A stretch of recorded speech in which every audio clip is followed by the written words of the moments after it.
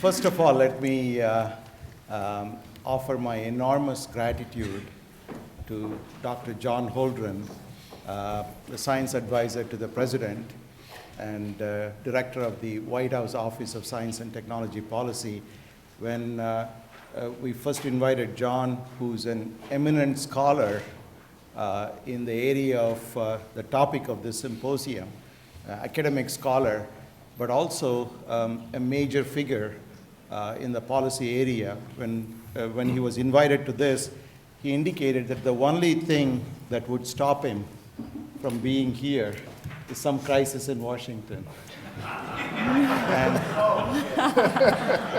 and So of course, there are no crises in Washington. So, John, thank you so much for being here.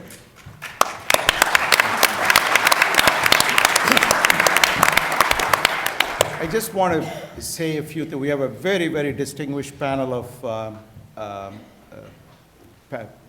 experts here in front of you.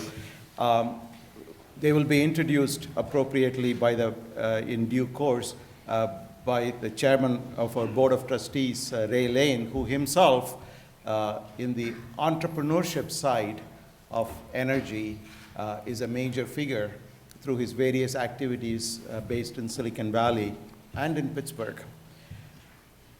I also want to acknowledge Dr. Marsha McNett, who's sitting right next to Dr. John Holdren. Marsha is a very well-known geoscientist. I first met her when both she and I were faculty members at MIT, and she became president of the Monterey Bay Aquarium in California. And I was very fortunate during the last 3 years, not only to have the privilege of working with Dr. John Holdren in Washington, but also with Marsha McNett, who was the director of the US Geological Survey. Since early this year, Marsha has been the editor-in-chief of Science magazine, and I'm also thrilled that she's able to join us here today. Let me just very briefly say a couple of things about the topic of this symposium and the geographical location of this university. In the last, at least the last decade, and especially in the last few years, there is a growing realization that the opportunities this region provides in tapping into different sources of energy can have a transformative effect not only on the economy of the US, but geopolitics around the world and important issues such as global change, climate change, etc. And how do you bring in technology with economics, climate change, and education and policy is a very interesting topic. And CMU is uniquely positioned to address that. So that's the first point. The second point is earlier this year, you heard the announcement that the R.K. Mellon Foundation awarded CMU $30 million in support of its Scott Energy Institute. And there is a building that's under construction on campus which will coalesce and crystallize various activities from all across campus in the areas of energy, environment, and climate change. That's the second item that I want to mention. The third is that this region is undergoing an economic revival after the significant decline that started in the 60s and continued through the 80s, through the decline in the metals producing industries. In the last 5 years, there has been an increasing population, especially population in the age group of 25 to 35. And there was a report in the newspaper last weekend that in that age group, 50% of the people in that age group have college degrees. That's much higher than national average. And the population is projected to continue to increase. So if you put all of those things together, combined with the fact that this campus has historically had a major role in entrepreneurship, not just from an academic sense, but in transforming the region, that provides unique topics of conversation. So nobody else is more uniquely qualified to comment on all of this than this panel. So I want to thank them for being here and also participating in today's ceremonies. Thank you, John.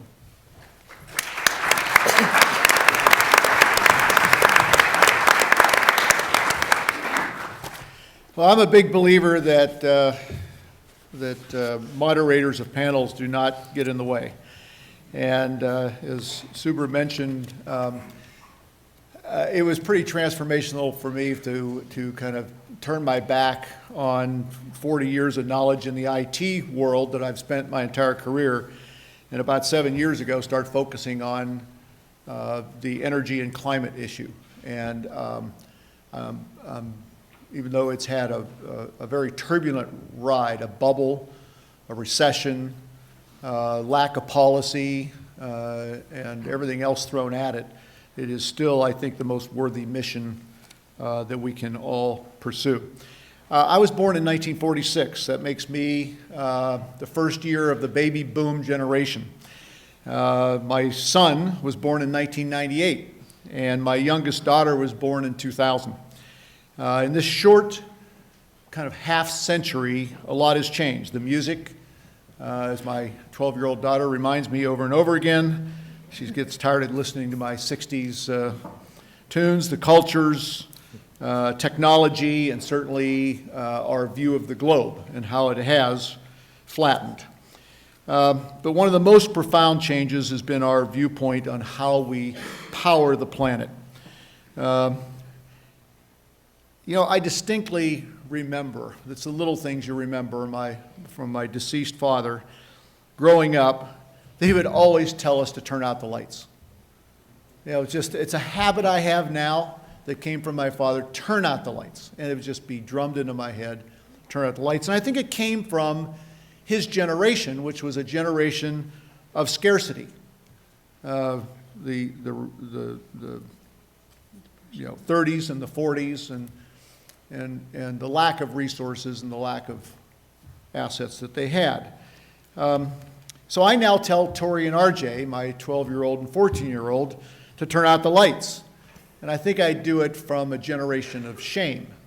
And that is because we have lived in a great generation of wealth creation, asset utilization, but extremely poor utilization of our planet's resources, and especially in the energy area, if we continue to do what we do, and certainly China follows our suit, which they have, I suppose you could say, a right to do, is to build an economy the way we built the U.S. economy.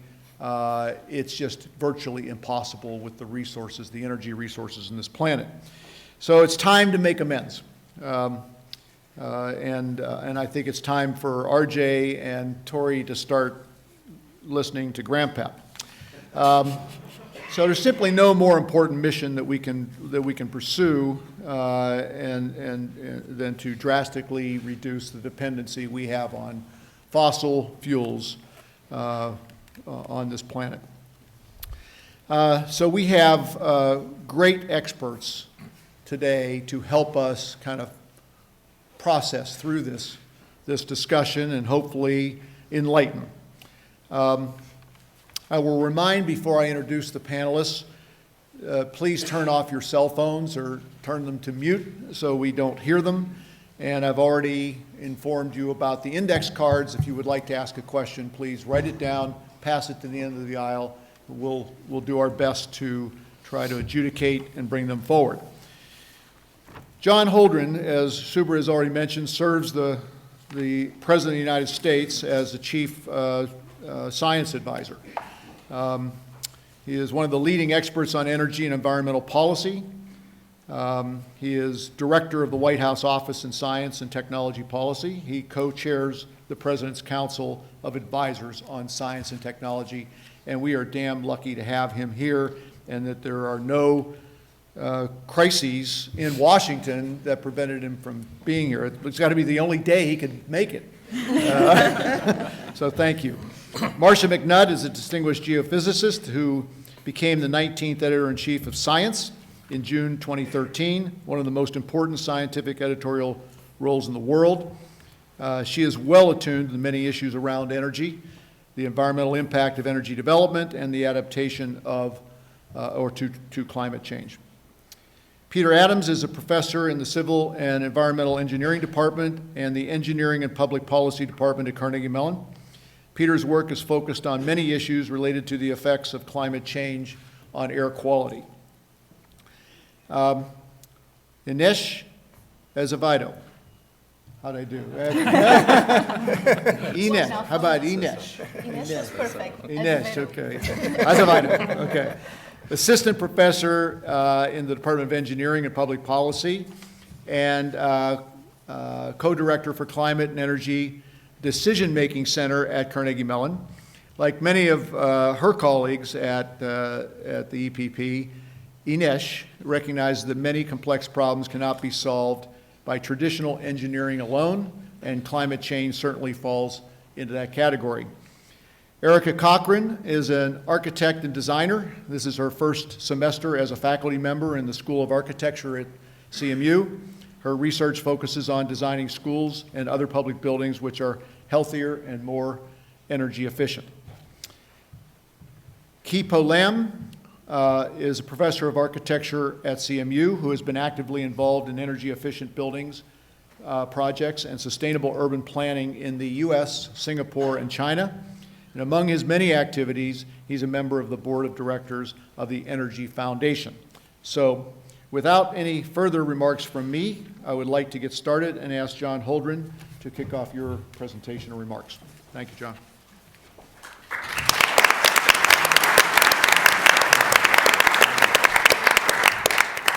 Well, thank you very much, Ray, and thanks to all of you for being here.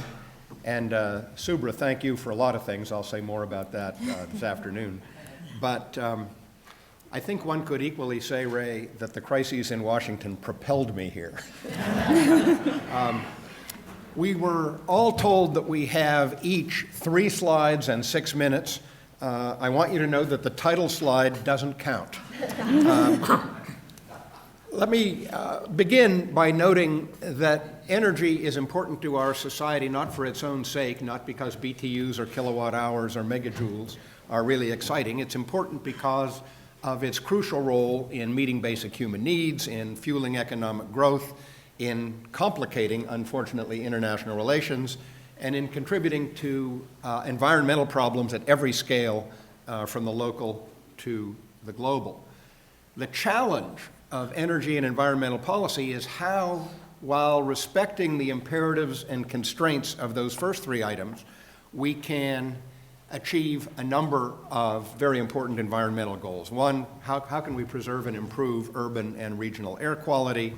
How can we avoid nuclear reactor accidents and blunders with nuclear waste management? How can we limit the impacts of energy development on water supplies and on ecosystems? And how can we avoid intolerable damage from anthropogenic climate change?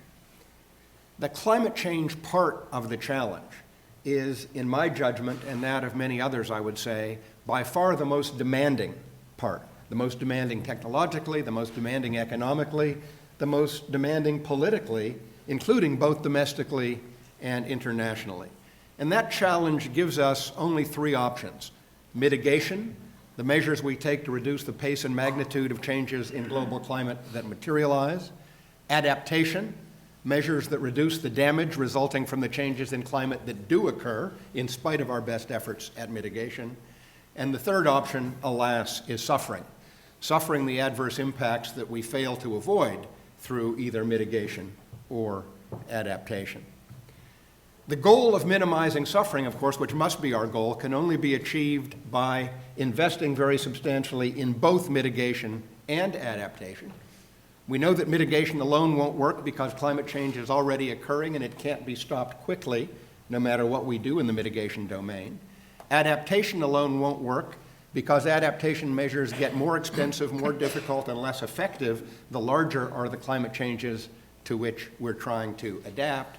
And what we need, therefore, is to avoid the unmanageable through mitigation and to manage the unavoidable through adaptation. We need a 2-pronged strategy, and it has to be both domestic and global, which leads me to the President's Climate Action Plan, the plan that President Obama rolled out at Georgetown University on June 25th of this year.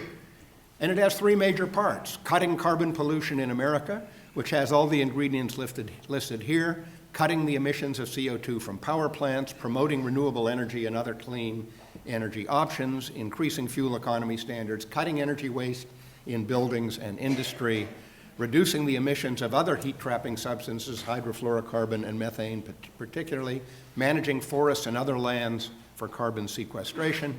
Second ingredient, preparing the United States for the impacts of climate change, preparedness, resilience, adaptation, directing our federal agencies to support climate-resilient investments, establishing a national task force on climate preparedness, which I will chair with Nancy Sutley, the chair of the CEQ, and Lisa Monaco, the head of domestic security and resilience in the national security staff.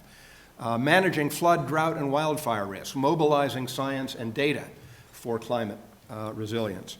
And the third ingredient is leading international efforts on global climate change. And of course, those efforts, as already noted, have to include both the mitigation and the adaptation element. We have to work with other countries on both.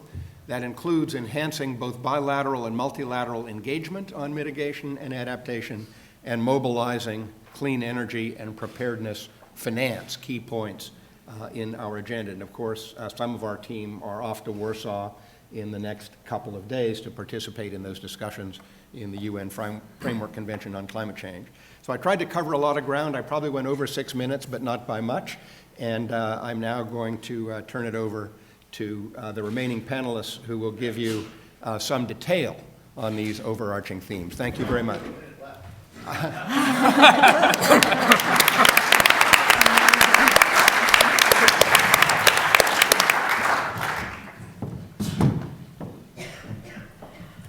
Okay, well, good morning, and I'm Marcia McNutt, happy to be here on this auspicious occasion for celebrating Subra and celebrating his inauguration as your next president.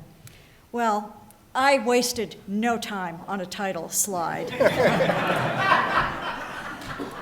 So, building off what John already told you and cutting to the chase, I believe in our energy future, we really need to go to renewable, carbon-free energy sources as really the only hope for both the developed nations, but particularly for the developing nations, if they are to avoid the problems that we in the developing world have created by solely focusing on the carbon sources that have created the climate change problem in the first place.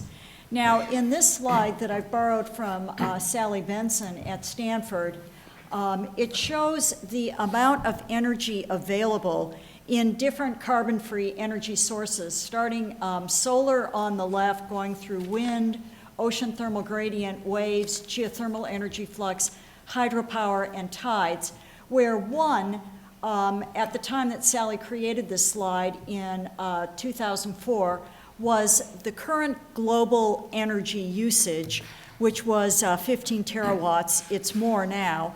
And it shows how much energy is available in these other renewable energy sources. And what you can see is that solar, wind, ocean thermal gradient, waves, and geothermal energy flux, each of those individually has more than enough power to supply the global energy need. And solar has enough by many orders of magnitude, as does wind.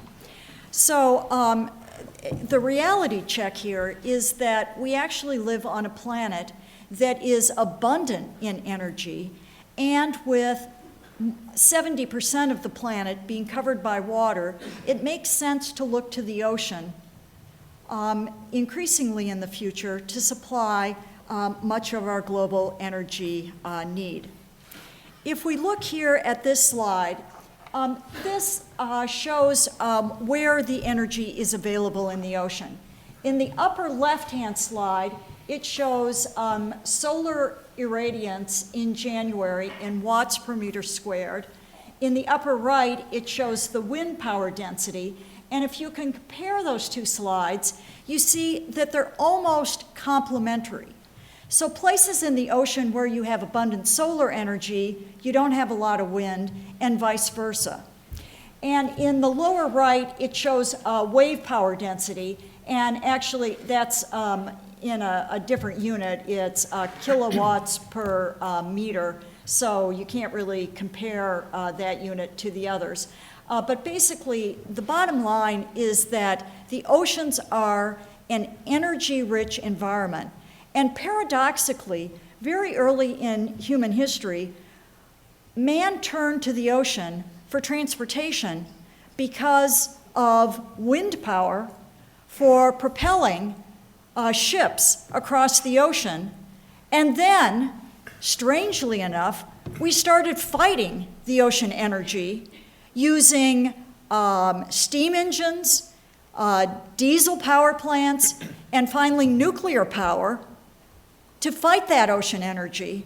And it's only recently that we've turned back to use the ocean energy to help us rather than hinder us. And here is a liquid robotics, solar-powered, autonomous vehicle that scientists are now using to self-power instruments in the ocean. And now we have self-powered gliders, we have self-powered autonomous boats, et cetera. So if we look at other kinds of power we can get from the ocean as well, with this amount of solar energy available in the ocean, we can use it for things like biofuels without competing with land surface area for growing food crops. We can use the ocean for wind power without taking up space on land, et cetera. Finally, I want to make a pitch for artificial photosynthesis, which the problem, of course, with wind power and solar power is storing the energy, because that has always been the problem, that it turns off when the sun's not on and the wind's not blowing. Artificial photosynthesis is now getting to the point where it can be used to split hydrogen and make hydrogen as a fuel, which then can be used in cars. And there have been great strides recently in using artificial photosynthesis to store hydrogen fuel, and I think this is the way of the future. So, thank you.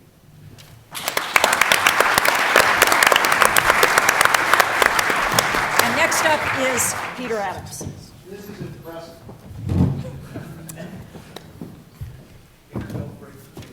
I won't. How do I advance this? That's the only problem. The arrow key is not working here. Page down should work. There we go. Okay, so besides being the leading source of greenhouse gases, the energy sector is a major source of all kinds of traditional air pollution.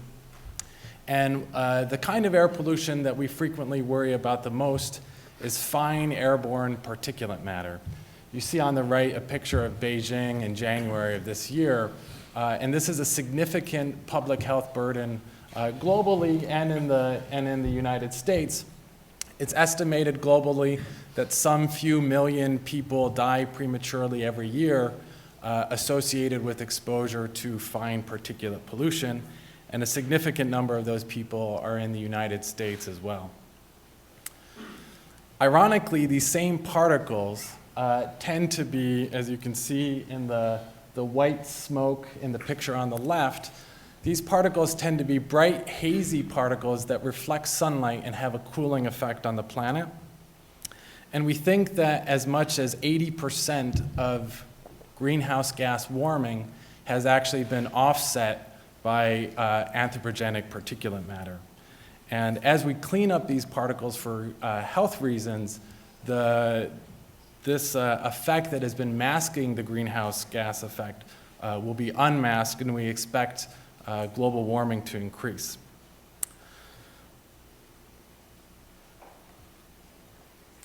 I meant to say that researchers at Carnegie Mellon Center for Atmospheric Particle Studies are doing world-class work on both of these problems, health and climate.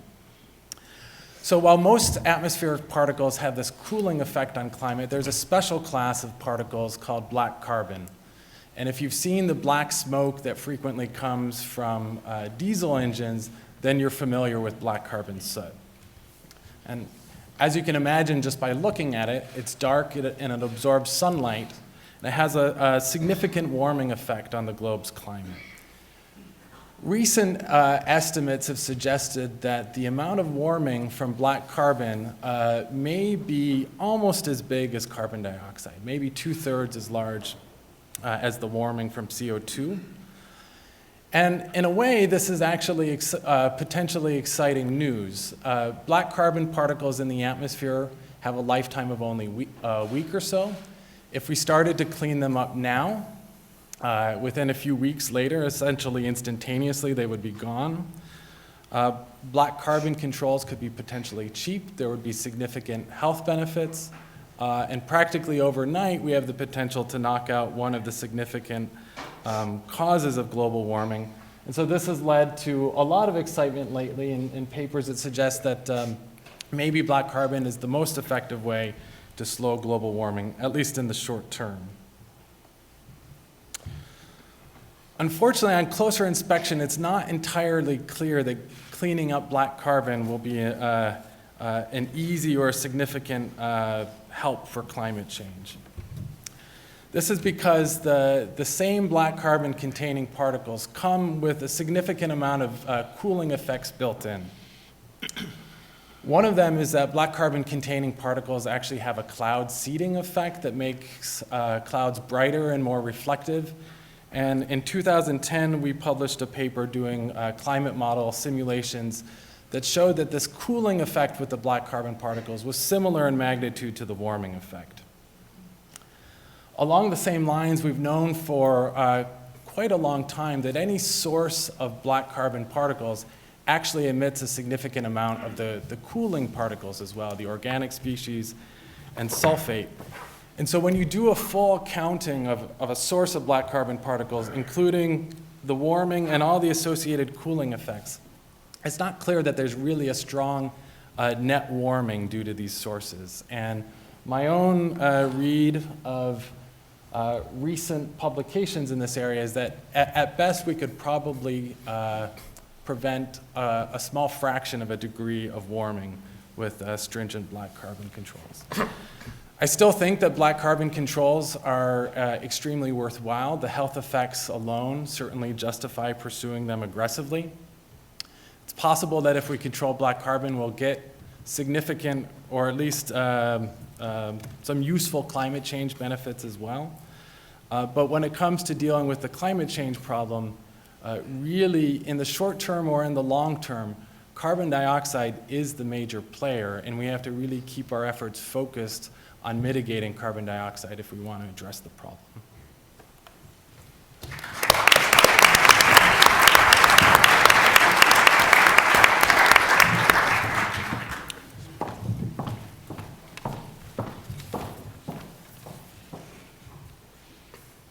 So it is a pleasure to be part of this panel, and I'm going to share 3 specific messages related to recent work at our Climate and Energy Decision-Making Center. And the first of these is, where should we locate the next solar panel or wind turbine? Should we put it in California or in Pennsylvania? So with colleagues Kyle Saller-Evans, Granger Morgan, and Jay Abt, we recently published a piece in the Proceedings of the National Academy of Sciences where we'll look at this issue. And in this analysis, we match for every single hour the electricity generation that it is displaced as we add a solar panel or wind across the country. And we match that with the emissions that are avoided, as well as the health and environmental impacts that are displaced by doing so. So let's look at the example of a solar PV panel. If the goal one aims to achieve is to extract as much electricity as possible from the solar panel, then we see that the best location for solar is in the Southwest. And about the worst location will be in New England.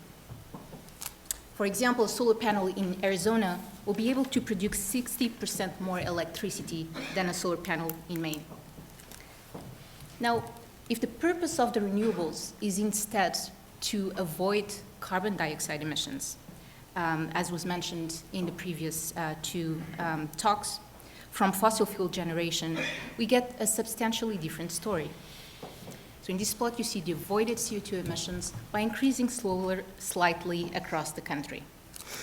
The dollar values you see in the legend are monetized values of climate change avoided damages that one gets by this change. And we're assuming that those damages induced by CO2 emissions, which are long-term and long-lasting, are roughly valued at $20 per ton of CO2. There is a wide debate on whether this is or not an appropriate value to use in the analysis. So we see that in this case, a solar panel basically in the Southwest or in California displaces very little CO2, and this is simply because what they are displacing is natural gas generation as opposed to coal generation. Now, as we do add the solar panel across the country, we are also going to be avoided the criteria air pollutants that Peter was just telling us about. And those pollutants are obviously associated with health and environmental effects, which depend not only on the amount of emissions, but on the way the emissions are dispersed, the distance to populations, and even on the demographics of the populations. So let's look at that. That's what the third plot shows. And so we find that solar panels in Indiana, Ohio, or West Virginia achieve significantly higher health and environmental benefits by displacing coal-fired generator. And despite the poor solar resource, a solar panel in Ohio provides 15 times the health and environmental benefits from the same solar panel in Arizona. So remarkably, if the goal is indeed to avoid health and environmental damages, it would make sense to put the next solar panel in Pennsylvania instead of California. Okay. So my second message has to do with end-use energy efficiency. Currently in the United States, each person contributes with 3 times as much greenhouse gas emissions as in China and twice as much as in Europe. So can we reduce energy consumption and associated emissions while providing the same or even improved level of energy services? Well, technologies such as more efficient lighting with LEDs and smart systems for heating and cooling are already out there, and in many cases they are cost effective, meaning that we could save money and energy by implementing those strategies. However, there are very little analysis that provides basically a systematic nationwide overview of how much of that potential is out there and how much of it is cost effective. So with colleagues from Carnegie Mellon University and Resources for the Future, we produced energy efficiency supply curves for the nation residential sector using detailed estimates of how we are currently using appliances and end users across US homes. And we do find that we could reduce emissions in the United States by roughly 30% while providing the same level of energy services to US homes, and while at the same time saving money to consumers. However, this energy efficiency gap persists. And the reason why it persists is mostly because we do still have market barriers, market failures, and many issues related to consumer behavior. And that is why over here at Carnegie Mellon, we initiated a group called the Energy and Behavior Group with Baruch Fishoff, Jay Apt, Alex Davis, Tamar Krishnamurti, Gabriel Wong-Parodi, and many others.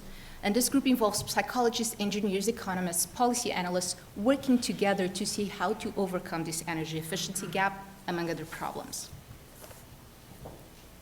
And a final message. Many folks argue that it's worthless to invest in energy efficiency because as I put more efficient light bulbs in my house, I may also leave them on for longer periods of time because I'm aware that I'm saving money. Or I may use those economic savings to travel more or for other things that are more carbon or energy intensive than what I was doing in the first place. With Brenda Thomas, a PhD student in engineering and public policy, we have brought some light into this issue, showing that these effects are small. If we invest in energy efficiency strategies in electricity, gasoline, or natural gas, we're indeed achieving most of the savings, and so this is a non-issue. In the figure in the screen, you see the potential savings across different states in the country for an average American household by improving efficiency from electricity by 10% with a cost-effective measure. And so the dashed bars are the potential savings that one would be expecting without taking into account this direct and indirect rebound effects from using the lights more or traveling more. The small, tiny little bars show the effects from the rebound effects. So indeed, we should invest more in energy efficiency, and there is no reason not to. Thank you.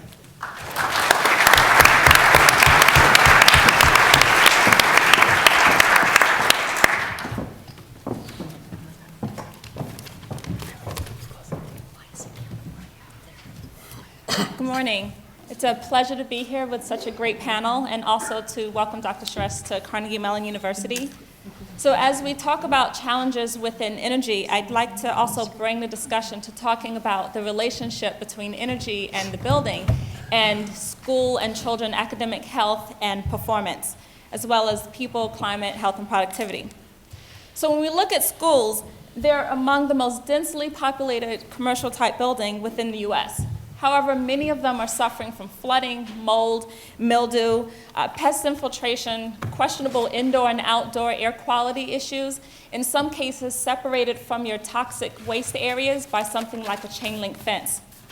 So understanding the huge importance that school buildings have in our country, facility funding has been cut recently by about 50% for new construction projects. And also, they're still spending $6 to $7.5 billion a year on energy for utility bills. This is more money than we're spending on the combination of textbooks and computers to educate the children. We also know that in Climate Zone 4, school buildings are using the most energy of all commercial building types. So where are we today? Where we are today are having urban areas with high teacher turnover rates, questionable and students not performing well in critical topics, and 14 million missed days of school due to asthma.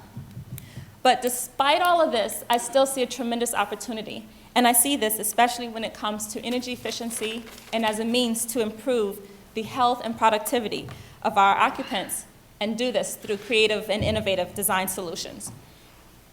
Our Center for Building Performance and Diagnostics, some of the research that we do is looking at identifying the links between energy efficiency, the environment, and occupant health and productivity.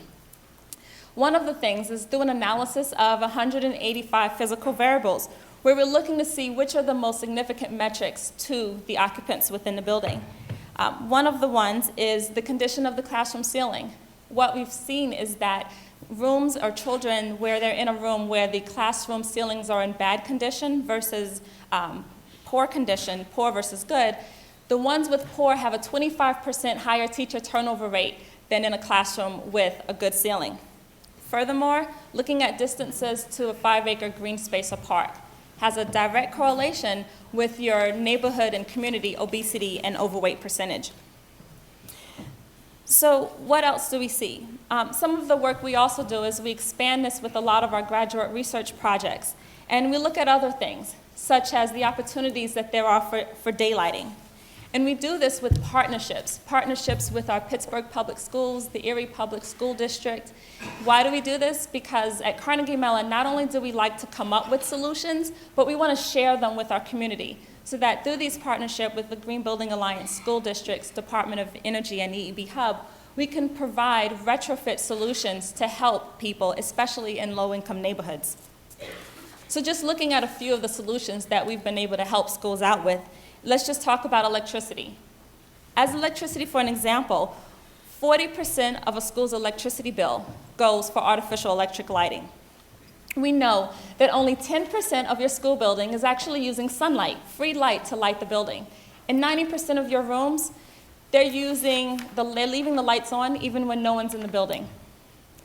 We also had schools that were designed with large windows so that you could get free daylight and natural ventilation.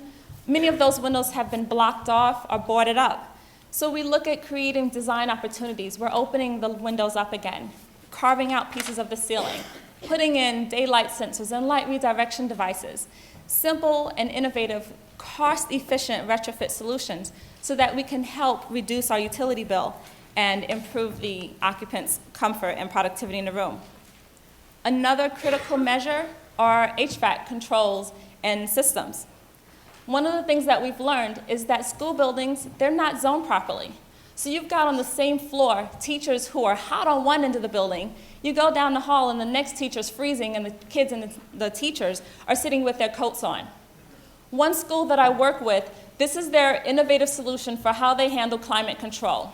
The custodian turns the heat up as high as possible for the whole building, and then each teacher opens the window as much as they need to adjust the climate control and let the winter air in.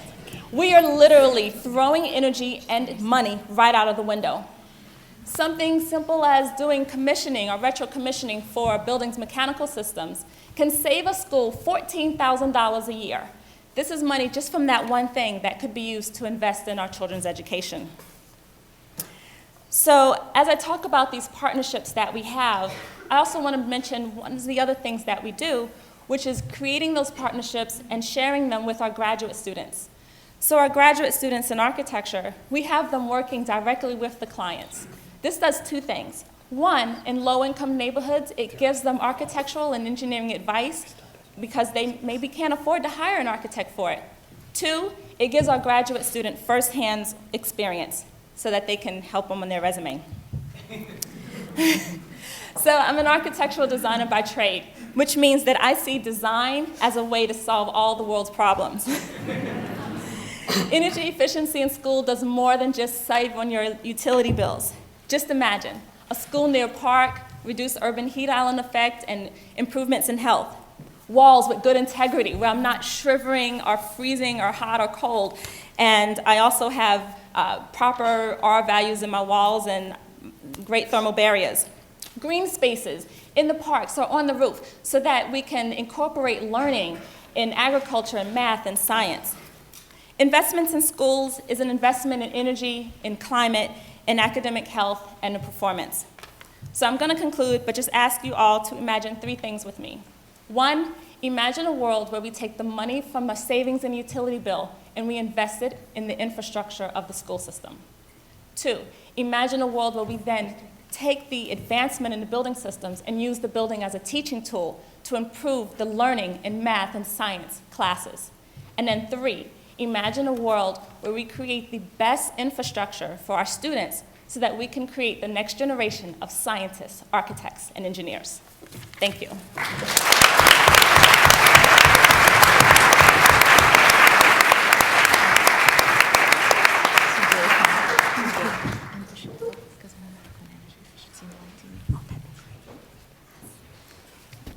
Good morning, distinguished guests, ladies and gentlemen, colleagues and students.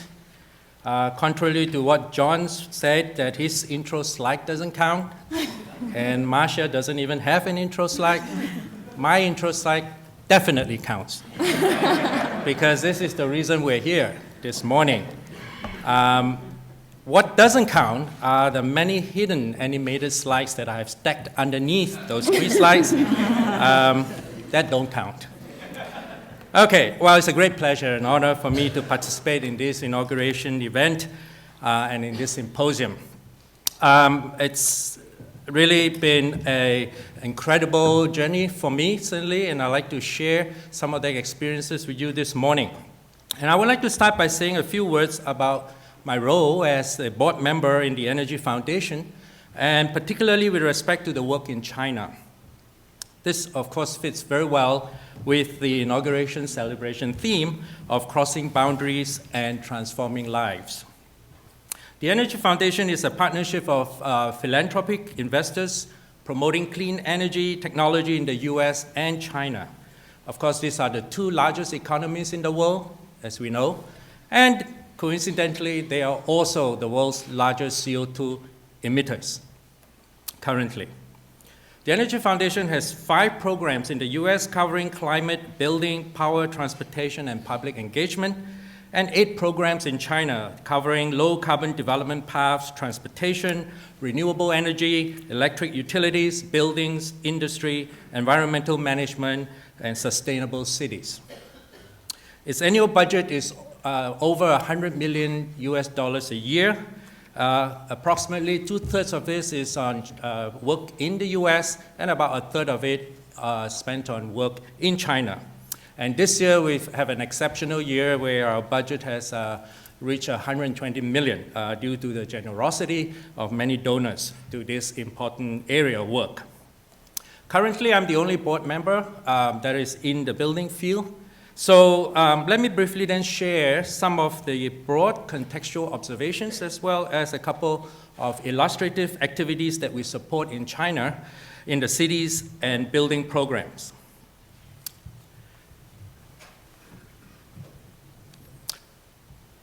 China has witnessed unprecedented growth, physically, economically, and socially, since initiating its market reform back in 1978. The statistics here are just staggering, as you can see. The urban population is going to reach a billion people, which represents 75% of the population by 2030. That's an incredible challenge. And China will build 40 billion square meters or 400 billion square feet in the next 20 years. This is equivalent to, by the way, 1.6 times the entire US building stock today, 1.5 times. And it will double China's own building floor area, which currently stands at about 35 billion. 10 years ago, the annual construction spending was about $375 billion, which accounts for about 16% of its GDP. But it consumes more than half of the world's concrete production and a third of the world's steel and consumption of coal. In 2009, the figures have increased to over $1.2 trillion, representing some 25% of the nation's GDP. And today, 2013, that expenditure is at $1.54 trillion US dollars.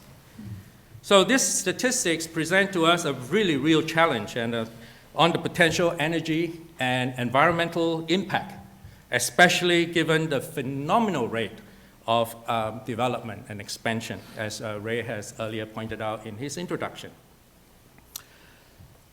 So we take this as a challenge, but also an opportunity to implement some really high-level strategic and holistic approaches to urban development in China. The concept of eco-cities is one such strategy. As an example, the Tianjin Eco-City that you see here, which is about 70 miles southeast of Beijing, and reachable, by the way, by train in exactly 25 minutes, 70 miles away. It's a joint venture development between the governments of China and Singapore. This is their second government-to-government joint venture following the Suzhou Industrial Park development that some of you may have heard about. So Tianjin Eco-City covers about 12 square miles and has a population of about 350,000 people, which is about the same size, a little bit larger than Pittsburgh, by the way. But Pittsburgh City covers 58 square miles. So you can imagine get a sense of the density in China. Every time I return from China, I land in Pittsburgh Airport, immediately I feel, where's everybody? So that sense. So besides the general goal of the mode of development to be replicable, practicable, and scalable, the conceptual framework is based on 4 guiding key performance indicators, as you can see: healthy ecological environment, social harmony and progress, vibrant and efficient economy, and integrated regional coordination. Besides these general statements, there are actually more than 20 very specific, quantifiable KPIs that are being imposed in this development. One of them, for example, is that 100% of the buildings in this city has to meet the Tianjin Eco-City Green Building Standard. 100%. So that's a very big challenge, but a necessary one. So that's an example. And besides, of course, the developmental needs that you saw, that do necessary to house the growing urban population, Mother Nature, unfortunately, also deals a hand. The terrible Sichuan earthquake on May 12, 2008, resulted in almost 90,000 deaths, including 10% of children who were in schools at that time. and over 374,000 were injured and millions were left homeless. The Energy Foundation supported a program to reconstruct the schools. The aim at that time was not only to ensure that the new schools, the structures will meet more stringent earthquake resistance properties up to Richter scale of 8 and beyond, but also took the opportunity to create greener schools, just as Erica has talked about as well. I was personally engaged in the design process of the first prototype green school in that region. I introduced some advanced technologies used to generate a relatively simple set of integrated passive design solutions that can be codified into design guidelines. This eventually became the official Sichuan Provincial Green School Standard, and that's also currently being used as a template to develop and formulate the national green school standard in China. The picture you see at the bottom right, that's Mr. Gao, Dr. Gao. He just received his PhD from Xi'an Jiaotong University. And he's been tremendously instrumental in this work. And now currently he also serves on the national body to develop the national code. So as a CMU alumnus myself, I feel tremendously blessed to have this opportunity to put into practice what I've learned here at Carnegie Mellon in the School of Architecture at the Center for Building Performance and Diagnostics some 20 years ago. And now as a faculty, I continue to work towards advancing the field with some very, very talented students here at Carnegie Mellon as well as in China. Ultimate success really depends on motivating the entire stakeholders' value chain to act, be it the federal government or the municipal government, on policy development and enactment, the industry to accelerate large-scale uptake of proven innovative technologies that would include both the passive and active systems, and encourage and engender multidisciplinary approaches to really bring to bear an integrated approach to design, as also Erica has pointed out, and to also, at the end, encourage faculty and researchers in educational institutions to commit to the global sustainable development vision so that together we can positively influence and equip the next generation of professionals to carry out this important and challenging work ahead of us. Thank you very much.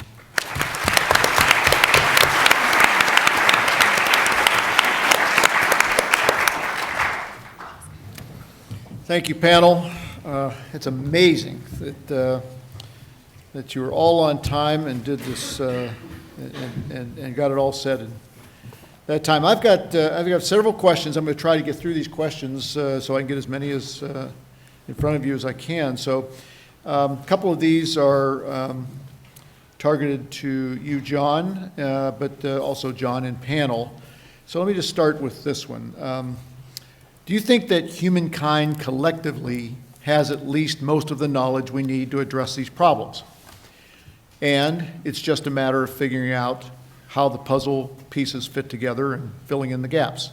Or is it not really the challenge? And if so, what are the major obstacles? That's what's on the card, John. Well, I think the answer has to have two prongs.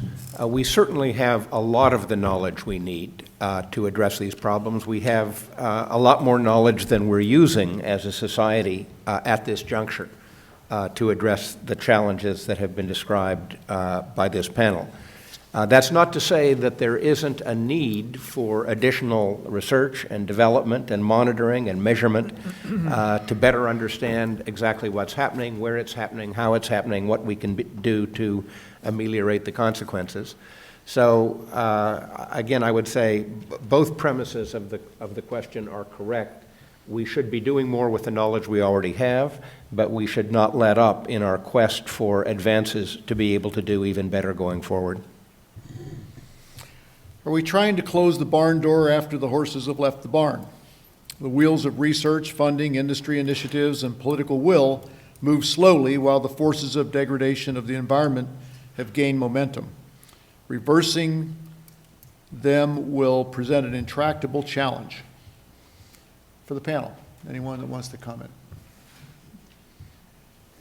Difficult, yes. Intractable, no. If I thought it was intractable, I'd be fishing now instead of talking here.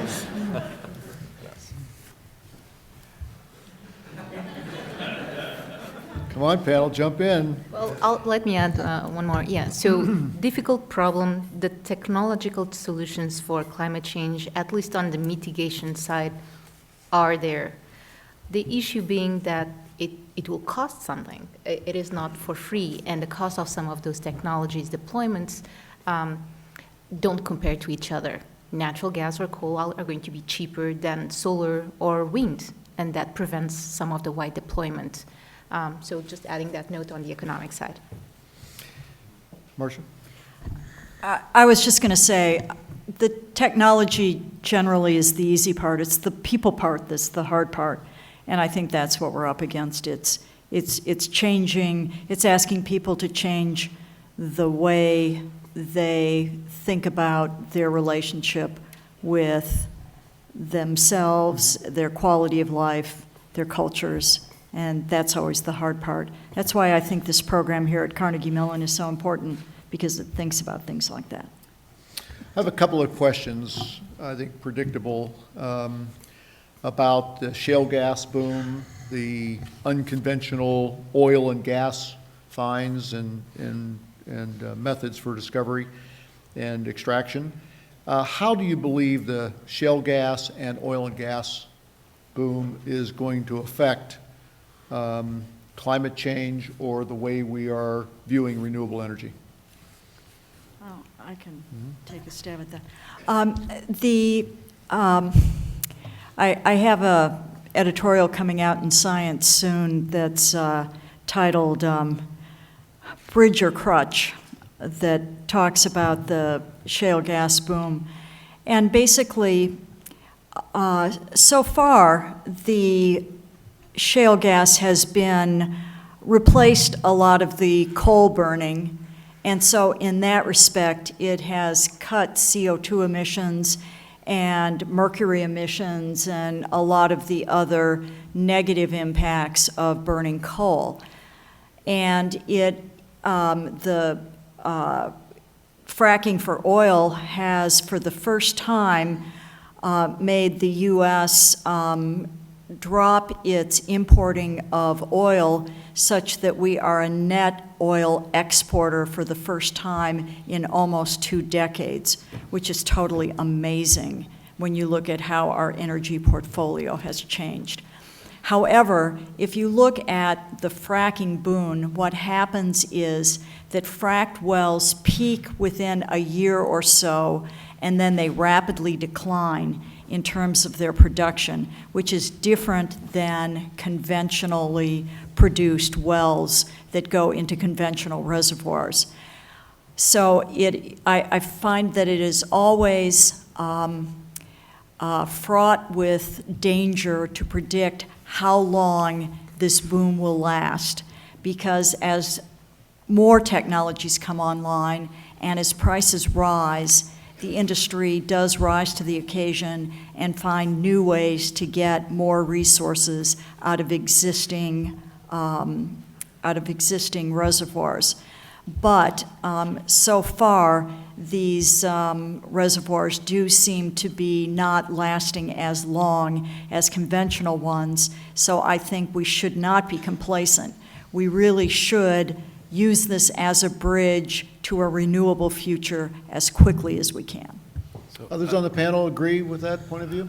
I would like to just add a couple things. In terms of traditional air pollution, natural gas, the balance sheet is probably net positive. Burning natural gas is a lot cleaner than coal. We do need to be careful about the development activities. We have a couple of papers coming out this fall looking at the air quality impacts of the Marcellus shale development. There's a lot of off-road diesel engines that are being used, and if we don't have very careful controls on them, we risk losing some of the gains that we've made in terms of our photochemical smog air quality in the region. The other thing that we have to keep in mind in terms of climate change is we very frequently hear about natural gas having a lower carbon intensity compared to coal. And for burning it, that's certainly true. It's about half. Methane, as probably most people here know, is a very potent greenhouse gas, and we need to be careful at accepting at face value the idea that natural gas is an obvious automatic win on climate change. We don't really have a good handle on what methane leakage rates are. There's work here at Carnegie Mellon to address that as well. If we do not keep leakage rates to be quite low, both in the short term and long term, the advantage of natural gas compared to coal disappears. The other thing we have to keep in mind is that's if we burn natural gas instead of coal. There's also the potential danger that we burn all of the above, and we certainly have too many fossil fuels in the ground. The thing that we really need to avoid is burning them all. And exporting the coal and someone else burns it. So I would say the panel's heading in a direction that says generally new gas finds are better. We're better off than if we didn't have those discoveries and those methods that have been developed over the last 15, 20 years. What about for transportation? Or Inês, if you want to comment on the last, but I'd also like, what about the Perkins plan and transportation? So I guess tying the two together in terms of first thinking about the electric sector, thinking about the solution that relies on a silver bullet may be a mistake, whether it be just natural gas, just renewables.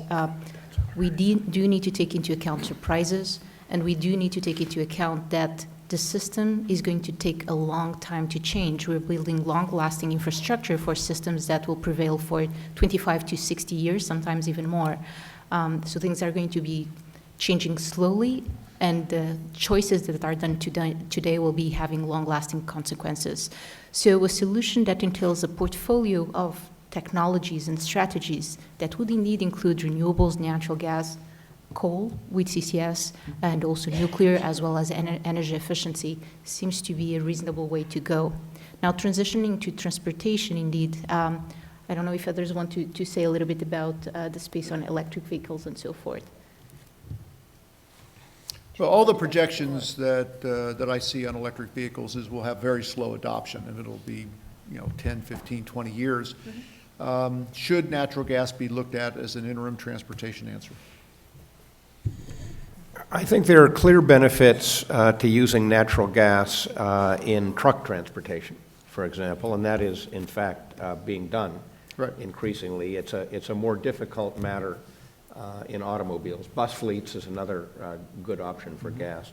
I would add the point to what others have said about natural gas and fracking, that I certainly believe, and I think most of the folks in the Department of Energy and EPA believe, that if fracking is properly done, the methane emissions can be held to levels that leave you a substantial net benefit. But that's a big if. There are an awful lot of operators. Some of them are clearly less capable than others. And there is a real danger that such benefits as there are from natural gas supplies increasing will be lost if the industry messes this up and ends up contaminating water supplies, which is one danger, in countering large fugitive methane emissions. This has really got to be done right, or it won't even be a good bridge. I certainly agree very much with Marcia that this is at best a bridge to a cleaner future based more heavily on renewables. But in the meantime, even if it's to be an effective bridge, it has to be done right. To chime in on transportation, as we talk about how to make the fuel more efficient, another solution is, again, thinking about it from the design side.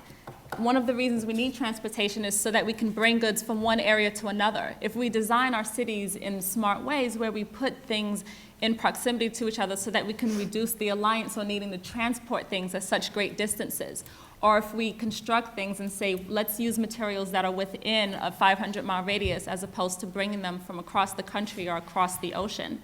And then even with thinking about the need of whether we go with natural gas or coal or renewables, just remembering that buildings are using 40% of all your energy, and in urban areas, 80% of your greenhouse gases are coming from buildings. So cutting your building consumption by 50% and just saying, let's conserve what we're doing through smart technologies and innovative solutions is a very easy way for us to reduce this need, and it's also extremely cost-effective. I'll just add, we do have some preliminary work with Professor Paulina Jaramillo and PhD student Fentong that indicates that both for light-duty vehicles and medium heavy-duty vehicles, on a life cycle basis, a transition to natural gas vehicles could make sense at this stage. This doesn't get at the whole issue about the needed infrastructure associated with charging stations and so forth for those vehicles. Yeah. Key, the complexity of issues in China is just enormous because of the size. If you could just, close your eyes, have one wish, take on one challenge in China, what would it be? What would be the silver bullet in China? I think it's about the people. That silver bullet will be building capacity. And I think that's core to the mission, of course, in educational institutions. In this whole area of climate and energy, every time I say, well, who are the folks really teaching, researching? It always revolves around the same few universities. Mm-hmm. And I think that the challenge is so massive, we got to reach out to the rest, to the second tier, third tier, fourth tier, and help to bring them up to speed in order to really get the capacity up of producing, qualified and well-trained professionals to meet those challenges. Because however good you are, the Tsinghuas and the Tongjis, you can only do so much. And so I think that's one of the major challenge, I think, and opportunity for us as an educational R&D institution. Massive need. John, that would from be the the audience, bullet. with an increased focus on the regulation of carbon emissions to combat climate change, what, if any, unintended environmental consequences must we also consider? Well, I would say, first of all, and this relates to repeated mentions of the term silver bullet here, that there is no energy source that is completely free of environmental or other liabilities. And we need to be very careful, therefore, that we, as we move away from our very heavy current dependence on fossil fuels, that we embrace forms of the renewables that minimize their environmental impacts. I mean, take the example of biofuels. There are very good ways to produce and burn biofuels, and there are very bad ways. More generally, the whole renewables regime is an extremely broad range of technologies and possibilities. And the assumption that if something is, quote, renewable, it is without impact is certainly not correct, as those familiar with adverse impacts of biomass burning, adverse impacts of hydropower development certainly know. I'm so fond of saying there's no silver bullet that one of my colleagues has started to call me Silver Shotgun Holdren, noting that we really have to do many things at once. But I would note one further point, something that both Granger Morgan and I have been saying since the 70s, which is that among all the energy options, the cleanest, fastest, safest, surest, cheapest new energy source continues to be increasing the efficiency with which we use energy to produce the goods and the services, the comfort and the transportation that people want. Peter, for you, if we wanted, yes. Oh, one more. Okay, I'm not going to screen this one. Nobody is going to do much to reduce CO2, okay, emissions unless or until there are stiffer regulations in place. We need a greater than 80% reduction in emissions. How are we going to get there? Oh, that's for you, John. The first part of the answer is we're working on it. The President's Climate Action Plan that I very briefly summarized in my third slide includes a potentially very powerful element in tightening the regulations on emissions of carbon dioxide from power plants. And we're working that. It obviously is politically contentious, but we need to do it. One way or another, whether through regulation, whether through putting a price directly and explicitly on emissions of carbon dioxide, it is certainly true that we have to change the balance of incentives as to what energy we get from fossil fuels versus what energy we get from carbon-free sources. And we are determined to do that in this administration. And it would be nice if we could get more help from the Congress, but we're going to do all that we can, even if that help is not forthcoming. Good. Maybe if I could add quickly. I think, for so long the discussion has always been sort of segregated to either talking about the supply side or the demand side. I think it's about time we really sit down and talk about how to integrate supply-demand at a certain scale within a certain context, and then really optimize and balance so that we use what is really necessary for our living and not have excessive, demand. I think that's going to be one of the necessary strategy moving forward. Other key strategies as we're looking at just ways to conserve so that we're not using as much energy and reduce our carbon emissions is thinking about building regulations. Opportunities in changes in code are regulating. We just heard about a new CMU building on campus that's LEED Gold, but then basically making LEED Gold be your basic. That it's not about building as usual, but looking at reducing our consumption and our need in our cars and our buildings and putting some of these tougher emission standards in cars and in buildings and more green standards like what they're doing in China. Any other comments as we conclude? I'm dying, John, to ask why the energy referendum, what the platform from the president took this long to get out.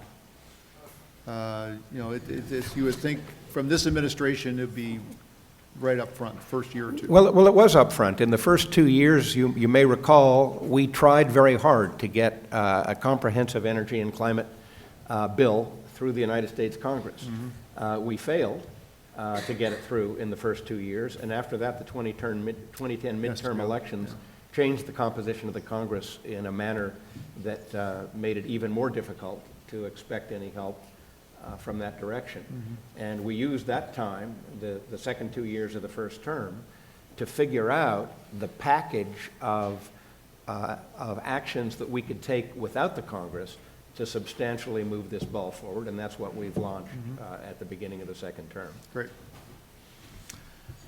Okay, well, with that, I'd like to wrap up the panel on time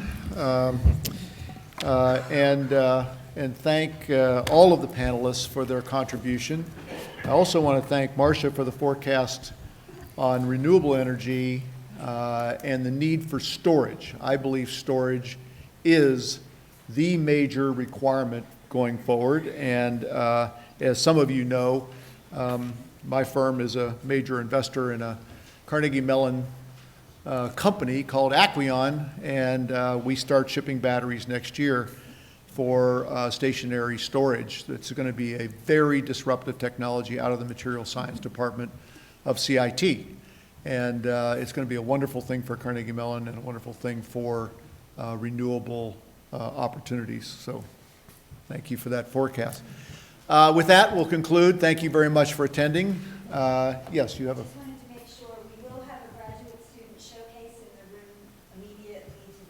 If you couldn't hear up there, there's a graduate student showcase in the conic room. Is that what it is? Okay. At the top of the staircase.